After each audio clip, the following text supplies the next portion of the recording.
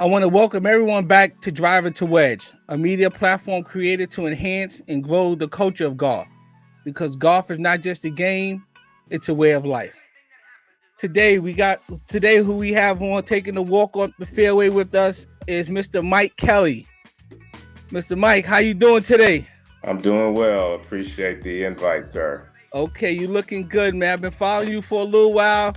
I was happy that we had the opportunity to get together at this time to get to know each other. As I say, take a walk up the fairway so you can get to let our audience know who you are, what you represent, and what's going on with you as it relates to this golf culture. Because I say golf is not just a game, but it's a way of life. Absolutely. So tell us a little bit about yourself, Mike. Yeah, name is Mike Kelley. I reside in Marietta, Georgia. I have been playing the game of golf since I was 23, so 26 years now. And I am unapologetically a byproduct of Tiger winning the Masters in 1997. Very passionate about the game. And then about 5 years ago, I started the Another Nine Golf Apparel brand. There's certainly a rooted backstory to how the brand started, but it's something that I'm equally passionate about, and passionate about the brand and where it's going and just how it connects with the game that I love. Okay, so I take it that you're a big Tigers fan. Big Tiger fan. Oh, without a doubt. He by far is my all-time favorite athlete, and always will be. Okay, yeah. Okay. So before we get into the brand, I got some, because of course we all got bit by the bug probably around the same time. Tiger did introduce the whole, minority black community to the game of golf. We probably watched it here and there, but once we saw someone that resembled us a little bit, we also believe that that could be us too. Absolutely. So, yeah, for sure. So my question to you is, with being a Tiger fan, is he going to win again?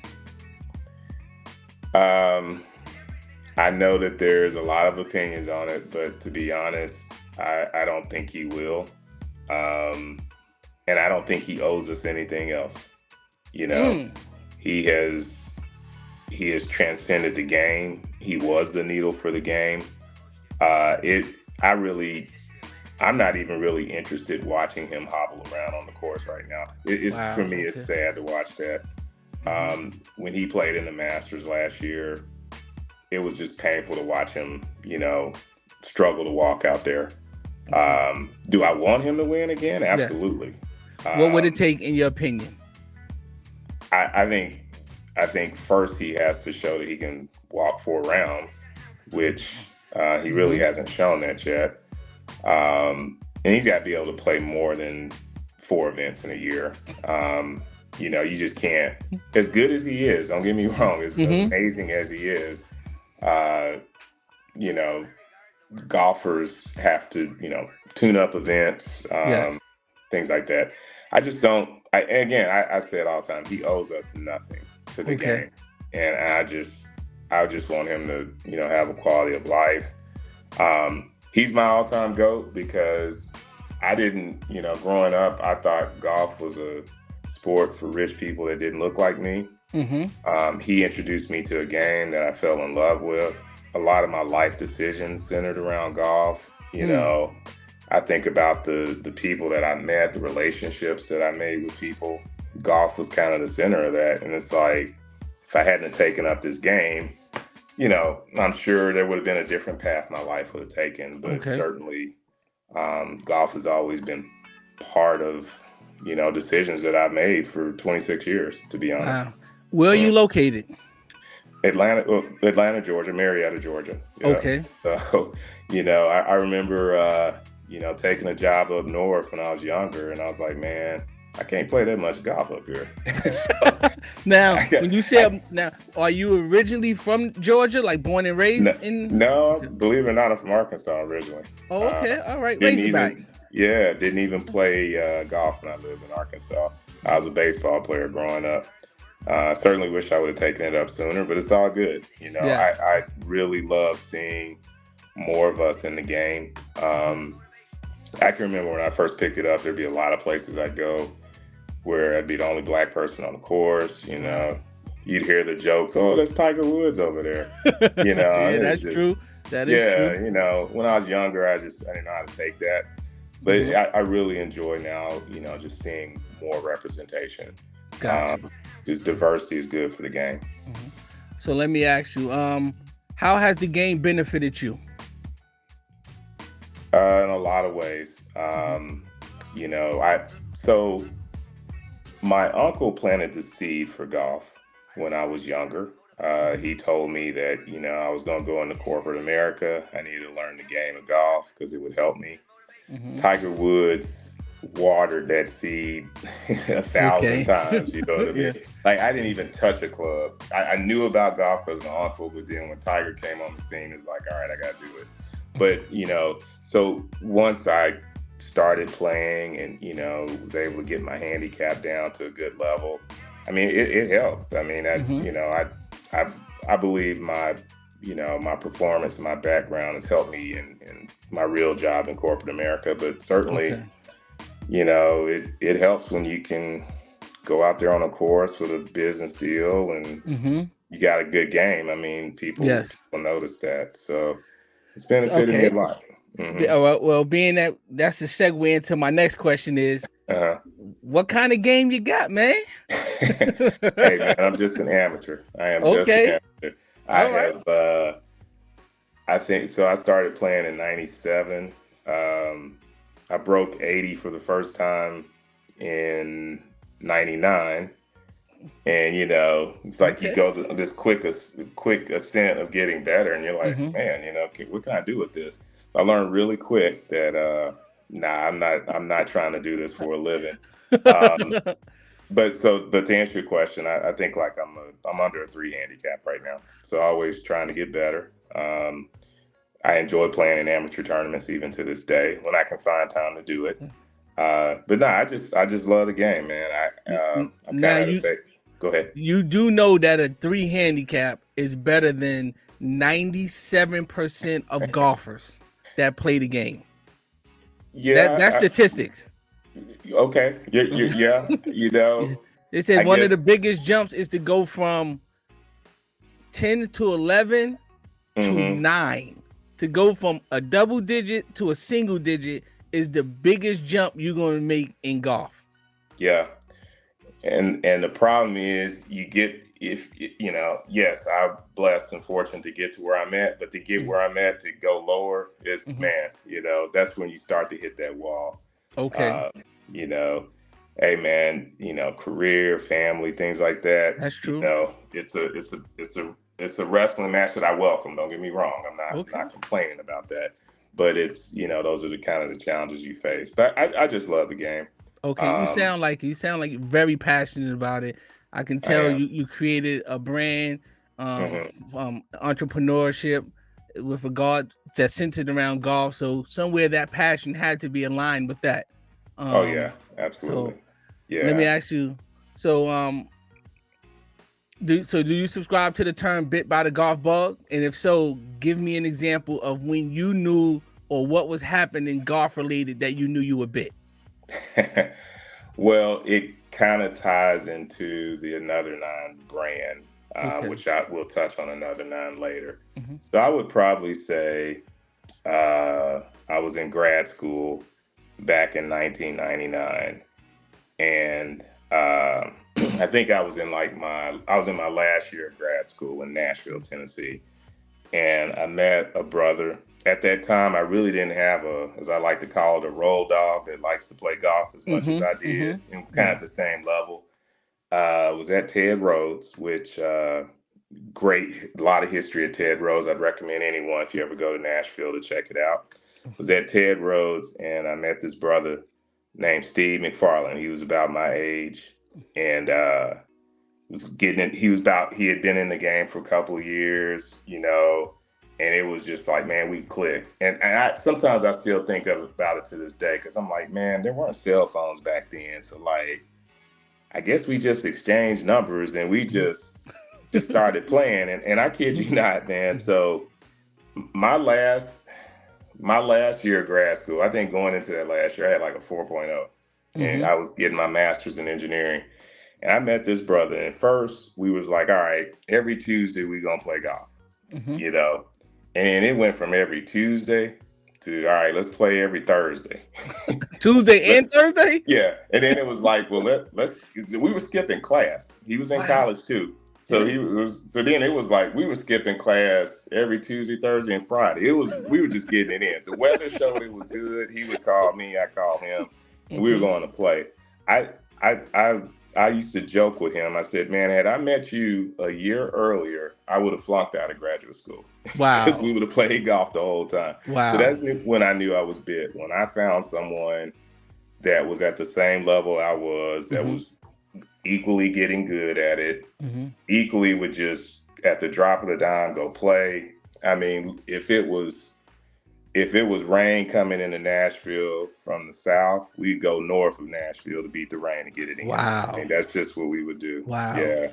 Wow. Now, did you play any other sport, high school, college, or? I played baseball. Okay. Baseball is kind of my family gene. I just played up through high school. You know, I have a sibling that played in college. I definitely wish I would have taken up the game earlier. Just didn't know about it, to be honest. Yes. Okay. All right. So Mike, let me ask you this. Can you share a profound or funny event that has happened on the golf course? Funny event. It could be anything, a story, anything that transpired that you look back like, oh my God, I can't believe that. Whether it's you, whether it was you, or whether it was just a foursome or a situation that you. Well, the one that jumps out at mind. So I was telling you about my buddies, Steve McFarland. So we used to go to Michigan to play in a golf tournament in Ann Arbor, Michigan. It was a city tournament that we just loved going to. And we were up there one year. I think it was 2009. We had finished the tournament. I think he had played really well that day, so he was in the money. We were waiting to get the money. We were just, we were up there away from our wives. We were just having a great time, like we always did. And we had a flight. I don't remember the exact time. I think the flight left at like 8:00. Frame of reference: Detroit's airport from Ann Arbor is about a 30-minute drive. So we had an 8:00 flight. We didn't leave the golf course until, let's just say, 6:50. Okay. So I'm driving like Fast and the Furious to get us to the airport. Needless to say, we get there and they're like, y'all too late, can't check your bags in, you missed your flight. Wow. And so it's like a Sunday evening and they're like, well, we can get you all out next Monday, tomorrow at like 8 p.m. And we're like, nah, we can't do that. We're going to have to drive to Nashville tonight. So Nashville to Detroit is about an 8-hour drive. So it's 8 p.m. We stink because we've been playing golf all day. So we got that golf funk on us. Yes. And so we're just like, so we change our plans, rent our car, and then we both looking at each other like, man, we got to call our wives and like tell them we missed this flight and answer all these questions about why we missed this flight, and, and all that. So we do that, and so we drive, and we just driving like a bat out of hell, trying to shorten this 8-hour drive. And anyone who has driven through Ohio knows state police are notorious through there. I've heard the stories. Yeah, we get through Ohio, we get through Kentucky. I mean, by then it's like, man, it's like 3 a.m. We both dead tired. So we started out to drive. We're like alternating every hour. And then it was like, we're alternating every 2 hours. Then we're alternating every hour so the person could sleep. So anyway, we get home like 4 a.m. We at the last exit to get off the freeway to go home. And I come over the hill and it's a state trooper right there at 4 a.m. So he pulls us over and my friend was like the talker. He was always one that could talk us out of stuff. Mm-hmm. But on that one, I said, hey, man, I got this one. So Trooper comes up. I'm like, sir, look, we just had a rough night. We were playing golf in Michigan. We missed our flight. We've been on the road for 8 hours. Like, I'm sorry I was speeding over this hill. We just try and get home and go to bed. And he shined the light in the back, and he saw golf clubs and stuff scattered everywhere. And he was like, y'all just go on home. So, yeah. But after that, when we were like, man, we cannot miss a flight anymore. That's cutting it too close, man. We cut it too close. And I laugh about that one all the time. Wow. Yeah. Mm-hmm. All right, let me ask you this. One thing you know now about golf that you wish you knew years ago.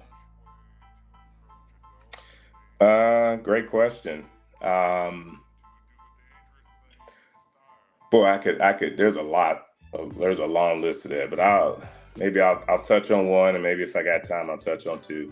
Mm-hmm. I would say the first one would be, I wish I would have gotten lessons earlier in the game. And when I say lessons, I mean not lessons from your friend, like legit lessons from someone who you got to pay, that this is what they do for a living to, instruct people. Because I think, yes, I got single digit handicap, breaking 80 on my own ability. But I hit a wall, and then, golf's about consistency too. And so, I didn't really start getting lessons until probably around 2017, 2018, which, about 6 years ago. So, you're talking about, that's almost 21 years of just kind of self-taught. Yes. And sometimes self-taught is bad habits. And so 21 years of golf is bad habits that are hard to break. And how did the incorporation of lessons into your game, how did you believe or feel that improved your game? I think it's just understanding certain positions that you have to be in and to hit the ball. Okay. And and when I say lessons, it's not that you got to go see a teacher every month. Mm-hmm. It can just be a couple of times a year. What I can say is that now, if I go back to when I played before I had lessons, if my swing was off or it felt bad, it may take me 2 months to figure it out and get it right. Wow. Okay. Whereas now with lessons, and I kind of know what to look for. Mm-hmm. And that's the thing. If you got a good teacher that kind of helps you understand your tendencies and your faults, now I usually can kind of correct things in a couple of weeks. I may have a couple of weeks where I'm playing bad, but if I can put some time into it and really give it some thought, I can usually get things back where they need to be in a couple of weeks. Well, okay. All right. What's the best course? No, before we go there, name places that you've traveled as a result of golf and that you've played golf. Well, that is certainly, as I get older, that is part of my passion too. I'm on a quest to play as many top 100s in the world and in the United States as I can.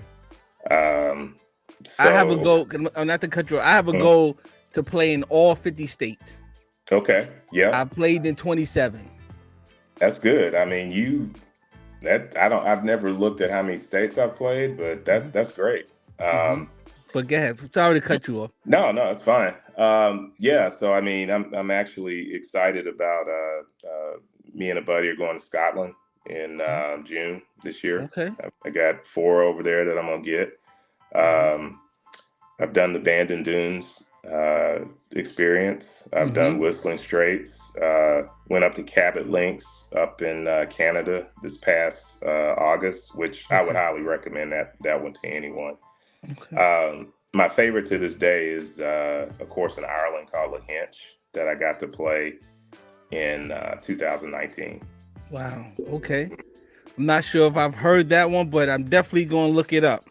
It's number 33 in the world, I believe. Okay. Tell me the name of it again. Lahinch, Lahinch. Lahinch. Yeah. Okay. Yeah. All right, guys. Look that course up. It come highly recommended by Mr. Mike Kelley. Yeah, I've got a wall downstairs with all the flags of the best that I've played, and it's kind of cool to look at it now. I remember when I first started, it was like one or two on there, and now the wall's almost full. Wow. And you know what? It just shows that it's a blessing to have, because some of these are private, to have friends or just have a network of people who can help you, experience it. And, sometimes this ain't cheap too. So, I don't take it for granted. And, one thing about me though, is I enjoy these nice courses. I enjoy the posh country clubs, but at the end of the day, I'm a muni golfer, man. That's where I learned the game. You go take me to a muni course, I'm not gonna turn my nose up at it. That's great to hear, and that's the reason why. Just some backstory why I decided to create this platform, because there's always, they got the big channels for the country club audience, the Golf Network, different other venues that or media outlets that cover those. I wanted something that the muni golfer could relate to. And have some discussion points to grow the game, as well as to introduce other people to the game that don't seem so far reaching. Because this is the one sport that every time you play, you pay. It's not like a basketball and a football. You can just start playing anywhere. Go to a park, go to a field that's just open, and you can create. Golf is it ain't too many golf courses on Martin Luther King Boulevard. So you have to travel. Equipment is expensive. So I just wanted, the backstory to have a platform that brings us in, that gives us an audience that we continue to utilize each other to embrace, grow, and enhance the game, the culture, Oh, no, without a doubt. Yeah. And even when I travel, if I'm in a new city, a lot of times I'm looking for the best muni in that city. Okay. There are some good ones. Yes. Some of my favorite courses, like Leslie Park in Ann Arbor, is a muni. Okay. Cobblestone in Atlanta is a muni. I'm still a muni golfer. There's some good ones out there. Okay. And I'll never forget where I came from. That's for sure. That's good to know, big fella. Now, all right. So tell me what's in the bag. What are you playing? Driver the wedge. Name of the podcast. Driver the wedge. Let's go. Yeah, I'm kind of brand loyal. So right now, I've been in the Ping family with woods. Driver, all the way down to a 2-iron or 2 hybrid that I have. Okay. And man, Mizuno. I know you got PXG and all those out there, but I play Mizuno irons, the JPX 430s. I've been a Mizuno man for a long time, and probably will never change. You can never go wrong for a fit set of Mizunos. And then wedges, I got the Titleist Vokey wedges. Okay, so you got a little bit mixed bag, a little mixed bag, yeah. Okay. And then right now I'm playing a Bednardi putter. Okay. I'd say this on putters. There was a time when I would, if I didn't like a club, I'd trade it in. But I got so many putters now, because when one isn't acting right, I always go with the standby. Yeah. If I pan this camera to the left of me, you will see 6 putters, man. Exactly. Yeah. You got to collect the putters, because you just never know. Yeah. But yeah, it's and I'm all about the shafts now. I tell anybody though, the shaft game is expensive, and once you get roped into that, it's hard to get out. I remember the first time I played down, and Mike, I'm looking at you on camera. You look kind of familiar. I've seen you before. Now I'm not just talking about social media. I'm talking about in person. The first time I played down in Georgia, I think I was at a course that was either in man, I can't think of it. I got a picture of it in my phone. What is it? Conyers or Covington? It was one of those areas. Cherokee Run? I think it was. Yes. Okay. Yes. It's a great course. Great. Yes. It's a muni-ish as well. It's a great course. And there was a bunch of brothers. It was probably had to have been about 20, 30 brothers, man. It wasn't an outing or anything. They just all got together to play that day. And it was the first time I saw brothers on the driving range with 2 and 3 different shafts in their bags. Yeah. And they were hitting balls and then change. So I, just curiosity, I just asked him, I said, yo, why you got so many shafts? He said, it depends on the swing I got today. Hey, it works. And that was such a profound statement. But it never made me think of golf that cerebral before. Yeah. He said, because, I'm an older guy. Some days I'm feeling good. Some days I'm flexible. Some days I'm not. He said, after I hit 10 or 20 of these balls, it's going to tell me what swing I bought today. And then I'm gonna have my club that's going to give me the best outcome as a result of what I bought today. Hey, he brought the tour van with him.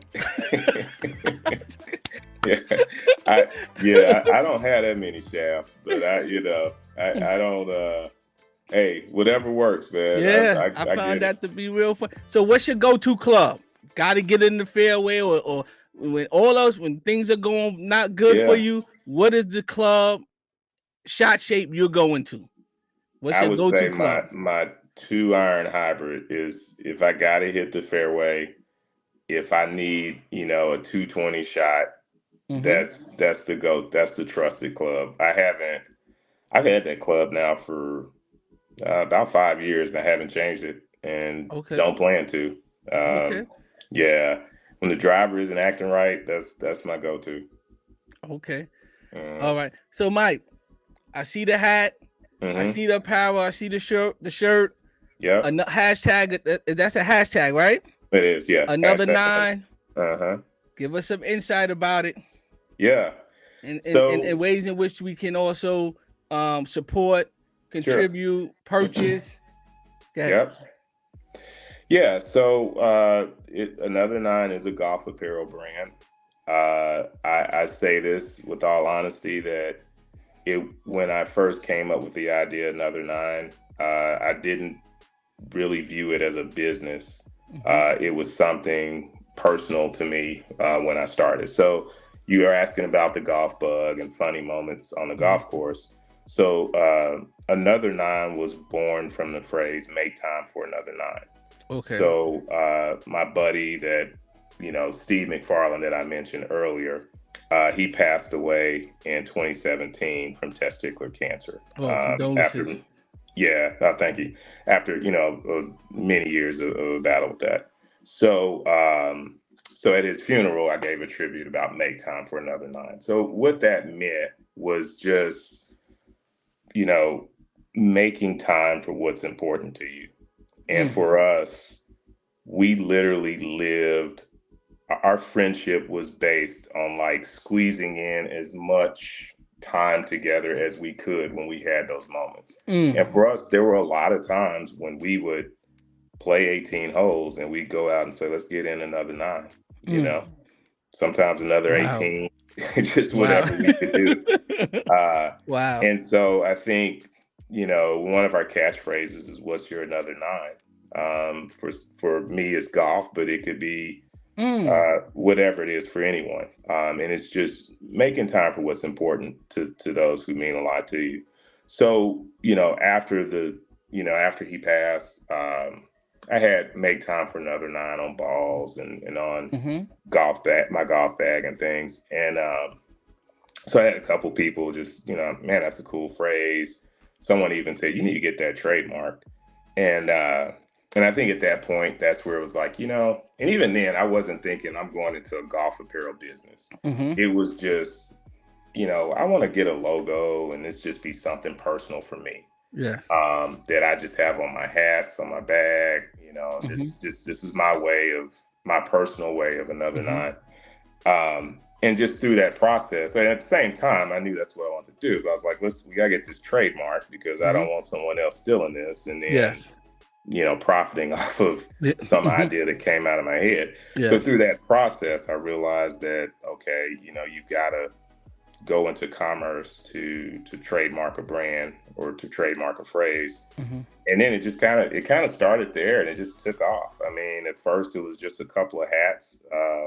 We've been around for 5 years, and our mission is just to grow organically, stay true to what we're about, stay true to the brand. And so we start off with a couple of hats. We give a portion of our purchases to testicular cancer research. I know I'll say this about testicular cancer. It is a common form of cancer that is curable if found early. A lot of it, and it is, it does exist in the Black community. I think a lot of us assume that it doesn't, but it does exist. So yeah, and so that's always been our foundation, is about testicular cancer awareness, about promoting men's health. I'm a firm believer in that as well. And it's just grown. I mean, it started out with a couple of hats, and it went to a t-shirt here and there. And now it's a full line of hats, t-shirts, hoodies, base layers. And it's been a fun journey. We'll see where it goes. Okay. Give us some contact information in terms of the purchase website. So there's a couple of ways. You can Google #another9, and boom, the website will come right up. Okay. But also maketimefor9.com is the website. You can go there and make purchases. And we pride ourselves in customer service and fast shipping to get the product to our customers. Okay. Well, I also have a retail background. I owned and operated a men's clothing store in the Capital District of Albany for many years.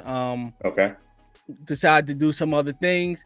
So what I'm going to say to our listening audience, let's support Another 9 Golf Apparel. maketimefor9.com. Please, we don't have to send them a message on any media platform asking for a discount, asking for a break, because that's what we do. If taxes included, he don't charge tax. He just collected. It don't belong to him. He got to pay it every quarter to somebody else. So come on, guys, let's support each other. I know the horror stories of getting people that look like us to support us. Let's and I'm not trying to throw shade on anybody or any segment of population, but we got. Let's support each other, especially in this golf culture, in this golf community. If you can go buy Louis Vuitton belt for $3,000, you could pay $30 for a hat. Come on, guys. We can do it. We can support each other, man. Believe me, I know the horror stories. I was in retail for a long time. I appreciate that, DA. Okay. Yep. Yeah. And plus, I like the concept of it. I like, you said just now, what's your Another 9, and that covers a full scope of things in terms, not just necessarily golf, but also in life, also in community, also in activism, also in socialism. So that's a beautiful thing, man. I like that. I like that concept, that statement. I appreciate that. Yeah, thank you. Yep. Okay, Mike. So we're gonna get into a segment that I call Rapid Fire. All right. And in Rapid Fire, I'm going to ask you a few questions and give you some options, and you have to choose one or the other. Okay. Okay. Right. So let's start with, the platform is always is driver to wedge. Okay. In Rapid Fire, driver or wedge? Wedge. Why? Your margin for error. You don't make a lot of mistakes with wedges. Rarely am I making a double bogey with a wedge. I can make a double bogey with a driver though. Yeah. Okay. We right here together. Yeah. Okay. Yeah. Ride or walk? Walk, hands down. Hey, Another 9's about men's health, so I can't. We walking that thing. That's true. I was gonna say real quick, one of the unique fundraisers that we do. This is the second year I'm doing it. Is to benefit testicular cancer awareness. I walk the number of holes that I'm turning on my birthday. So this year I turned 50. I'm walking 50 holes. So that's about 18 miles and about 37,000 steps. Not only do I walk them, but I play them and I score every hole. So okay. All right. So we're gonna push that. What are you going to coin that so we can get that what did you say? You walk the number of holes at your age. Yes. And it's actually, Play your people age. want to support. Walk My Age is the name of it. Walk My Age for testicular cancer awareness. Yep. Okay. So there's a link on the web on maketimefor9.com if people want to support the fundraiser. So you can pledge you can pledge a quarter for every hole I walk. You can pledge $1 for every hole I walk. Last year it did really well. We raised over $1,700 towards testicular cancer awareness, and so this year I'm confident we'll do more. So sorry I had to digress a little there. No, it's okay. It's okay because that's pertinent information. But walking hands down. Okay. Practice or play? Ooh, I'm gonna say play as I get older. Okay. It's hard to become a single-digit handicap if you ain't practicing. But like you said, you're already there. So, all right. Yeah, playing's a mental escape now, though. So I'd say play. Yeah. Listen, man, it was like kindred spirit. I agree. I call golf my therapy. Yeah. I don't care what's going on in my life. If chipping and putting seems to resolve almost everything and puts me in the right perspective of dealing with whatever it is I need to go back to. Oh yeah, for sure. So playing. Do you prefer to watch golf, men or women golf? I'm gonna say men. Yeah. Okay. Just because of the Tiger factor. Yes. Okay. All right. Now this is the question. You already said. If you had to choose between, I don't know how far you drive the ball, but I'm gonna just say most statistics show that most amateurs drive the ball anywhere between 215 and 230. We say we hitting the 300, but we're not. Would you take a consistent 270 and down the middle on drivable holes in which drivers needed, or to make every 10 to 15 foot putt? Make every 10 to 15 foot putt. Okay. I'd take that all day, hands down. Yep. All day. Okay. Yep. Do you bring food or snacks, or do you purchase them at the course? Typically, I bring them. Okay. Yeah. Shorts or pants? I'm gonna say pants. I think it's just a cleaner, flyer look in pants. Okay. But it's in Georgia, man. So that the pants season the short season is a lot longer than the pants season. That's true. That's true. Plus, you put it on. You always look good too. I appreciate it. I saw through your page. Yes. What's your dream foursome? Dream foursome would be Steve McFarland, who unfortunately is no longer with us, my friend. Okay. Tiger Woods, and I'm going to say Calvin Pete. Oh, okay. Yeah. All right. Okay. And all right. What's better for golf? A dominant player or a competitive field?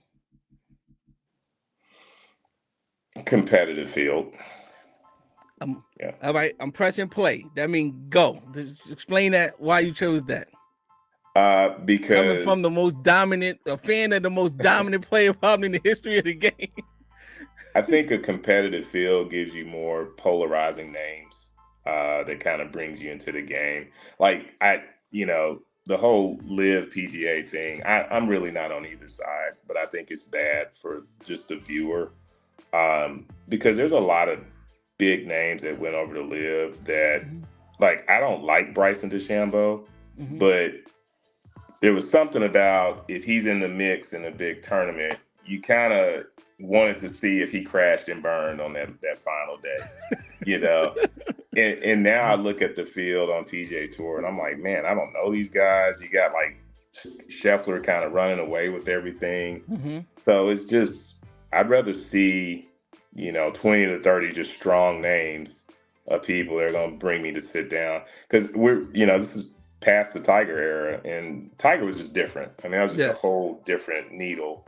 I need those names or some backstory time is precious for all of us. And if I'm going to sit down and spend 3 to 4 hours of my day watching a golf tournament.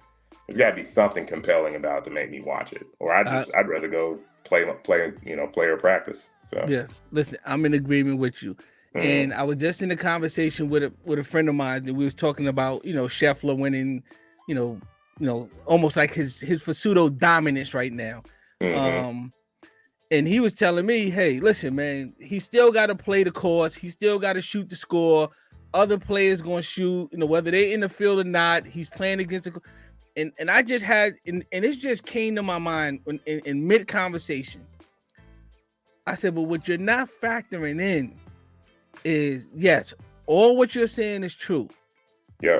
But there's a different kind of pressure when other people who you believe and who consciously and subconsciously, they're just as good as you. Yeah. It makes you do certain things. It makes you, it just changes your approach or your attack when you feel that I'm competing now. I have to go get, or I can't do this, or I have to make this shot, or I have to execute this way, just because you know who your competitors are. Yeah, I completely agree. Yeah, for sure. So, and it took him about, he argued me up and down of the fence, man. But he, then eventually he wound up calling me later on and be like, you know what, you right. And then he personalized it, like when he played, because we play locally, different leagues in our area. When I'm playing with this person, I play a little bit different than when I'm playing with that person. I said, I can understand that. So imagine if your mortgage was dependent on it. Yeah. I don't think you that kind of pressure. Oh yeah, I agree. Yeah. So, but you are choosing the competitive field. Oh, absolutely. Yeah, definitely. All right. So, Mike, I'm gonna get you out of here. I want to thank you for coming on, sharing your story, your experience, your brand. I like everyone who's listening, who's viewing this, to please go support another 9 Golf Apparel. It's maketimefor9.com.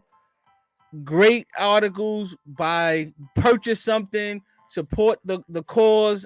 Mike, can you rephrase what the cause that you for the your age? Yeah. Right. So we give a portion of our sales to Testicular Cancer Society. And it's all about, that's one of our founding principles is promoting testicular cancer awareness and promoting men's health as well. It's all about taking care of ourselves, fellas, so that it may not make you play golf better, but it'll make you play golf longer. And that's what it's all about. That's peace. Thanks, Mike. So at this time, I want to thank everyone for sharing this experience to grow our culture. I humbly ask that if you like and benefit from Driver the Wedge content, that you subscribe, like, and share. I sign off by saying, if you want to get better at golf, please get better in life. Thank you, Mike. Thank you, DA. Appreciate it.